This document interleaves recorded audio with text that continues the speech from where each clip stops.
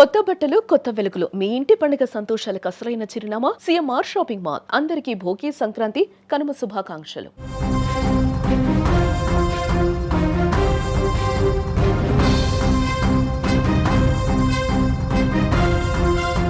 ప్రేమ ఈ రెండక్షరాల పదం ఎందరో జీవితాలను నిలబెట్టింది. కానీ అదే ప్రేమ కొందరి పాలిట మరణ శాసనంగా మారుతోంది. నమ్మి ప్రాణంగా ప్రేమిస్తే నట్టేట ముంచి ప్రాణాలు తీస్తున్నారు. 2 ఏళ్ళు, ఒక్కరోజు కాదు, 2 రోజులు కాదు, ఏకంగా 2 ఏళ్ళు ప్రేమించింది. అతనే లోకం అనుకుంది. పెళ్లి చేసుకుని కొత్త జీవితం మొదలు పెట్టాలని 1000 కళ్ళతో ఎదురు చూసింది. కానీ తానొకటి తలిస్తే దైవం ఒకటి తలిచినట్లు ప్రేమించిన వాడు మోసం చేయడంతో తీవ్ర మనస్తాపానికి గురైన ఆ యువతి తీసుకున్నటువంటి నిర్ణయం కన్నవారికి కడుపు కోతను మిగిల్చింది. వికారాబాద్ జిల్లా నవాబుపేట మండలానికి చెందిన మాణిక్యం, అదే జిల్లా మైలార్దేవరంపల్లి గ్రామానికి చెందిన సీతారమ్మకు ఓ కోచింగ్ సెంటర్లో పరిచయం ఏర్పడింది. ఆ పరిచయం ప్రేమగా మారింది. దీంతో 2 ఏళ్ళు వీరిద్దరూ ప్రేమలో ఉన్నారు. అయితే వారి మధ్యలో ఏమైందో ఏమో, సీతారమ్మ ప్రేమను మాణిక్యం తిరస్కరించాడు. ప్రేమించి పెళ్లి చేసుకోమంటే బెదిరింపులకు పాల్పడటంతో తీవ్ర మనస్తాపానికి గురైంది.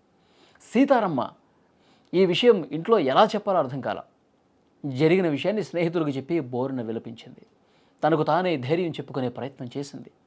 కానీ తన మనసు కూడా తన మాట వినే టైం దాటిపోయింది. వికారాబాద్ నుంచి కొత్తగూడి వరకు ఆటోలో వెళ్ళిన యువతి రైలు కోసం ఎదురు చూసింది. రైలు రాగానే సడన్గా రైలు కింద పడి ఆత్మహత్యకు పాల్పడింది. ఇక సీతారామ మృతితో కుటుంబంలో తీవ్ర విషాద ఛాయలు అలుముకున్నాయి. పండుగ వేళ కళకళలాడాల్సిన ఆ ఇల్లు పుట్టెడు దుఃఖంలో మునిగిపోయింది. తమ కుమార్తెను ప్రేమించిన మోసం చేసినటువంటి ఆ వ్యక్తిని కఠినంగా శిక్షించాలని కుటుంబ సభ్యులు డిమాండ్ చేస్తూ ఉన్నారు.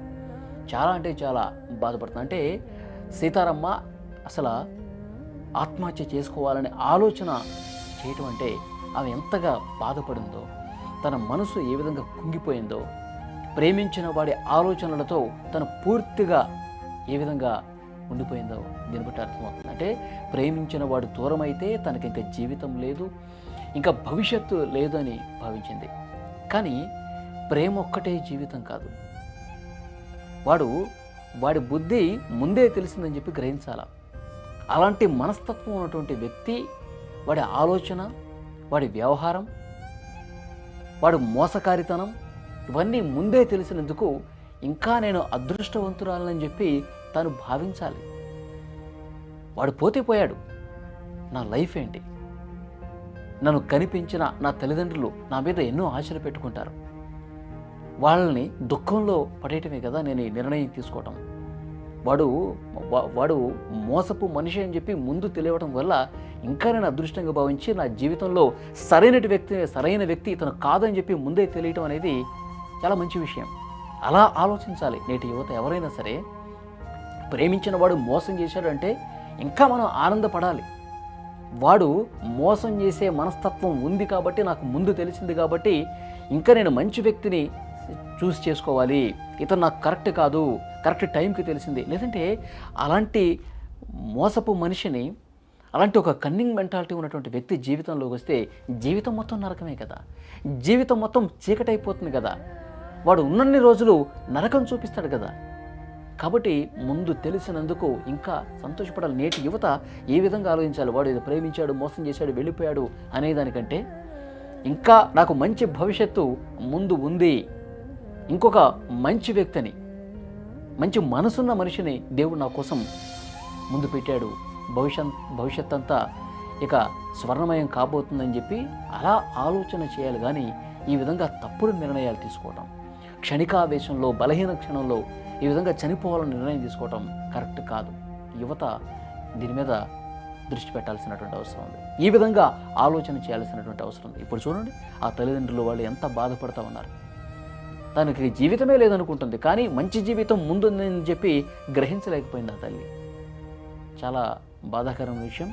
యువత ఈ విధంగా ఆలోచన చేయాల్సినటువంటి అవసరం ఉంది. కానీ ఆ తల్లిదండ్రులు చూడండి, ఎన్నో ఆశలు పెట్టుకుంటారు, ఎంతో భవిష్యత్తు ఉంది నా కుమార్తెకి ఒక మంచి అయ్యే చేతిలో పెట్టి భవిష్యత్తుని బంగారమయం చేయాలని చెప్పి ఎన్నో కలలు కంటారు కదా, బిడ్డల మీద ఎన్నో ఆశలు పెట్టుకుంటారు కదా. ఈ విధంగా అర్ధాంతరంగా వాళ్ళని వదిలేసి వెళ్ళిపోవటం అనేది ఎంతవరకు కరెక్ట్?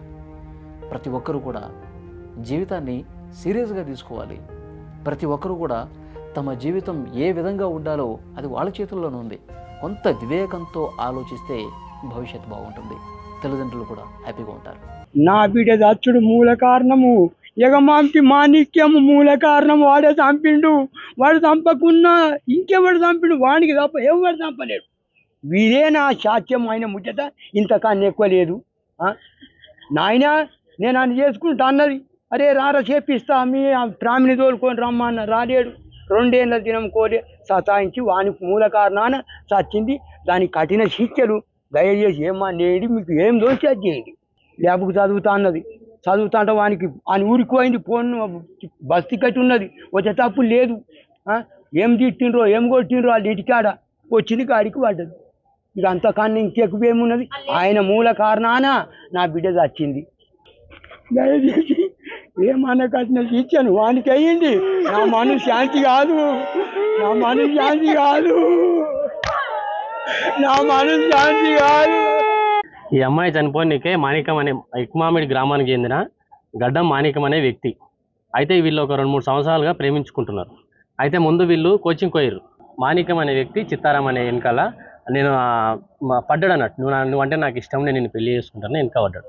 వెనక పడితే ఈమె ఒప్పుకోలేదు, ఒక 2-3 నెలల వరకు ఒప్పుకోలేదు. ఒప్పుకోకపోతే ఇక ఆయన ఒప్పించిండు అన్నట్టు, ఒప్పించి కాలు మోగుతా ఏళ్ళు మోగుతా అని చెప్పేసి నాకు జాబ్ వస్తే నేను పెళ్లి చేసుకుంటానని చెప్పిండు. అయితే సరే అంటే నేను ఒప్పుకున్నది, చేసుకుంటాను కదా అంటే ఒప్పుకున్న తర్వాత ఒక సంవత్సరం తర్వాత ఆయనకు జాబ్ వచ్చింది, కాంట్రాక్టు టీచర్ జాబ్ వచ్చింది.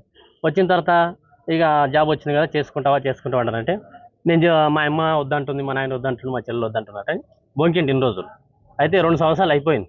ఇక నిన్న వికారాబాద్ పోయింది, వికారాబాద్ నుంచి ఆమె ఎకమామిడికి పోయిందంట. ఎకమామిడికి పోతే వాళ్ళ ఇంటికి పోయింది. వాళ్ళ ఇంటికి పోయిన తర్వాత వాళ్ళ ఫ్యామిలీ అక్క బావ తమ్ముడు చెల్లెలు అందరు ఉన్నారట, అమ్మ నాయన కూడా. వాళ్ళందరూ తిట్టిరట బాగానే. ఎకమామిడి గ్రామం నుంచి వికారాబాద్కి ఒక 3 గంటలు, అంటే ఆ ట్రైన్ మనకు 5:30 ఆ టైం సమయంలో వచ్చింది.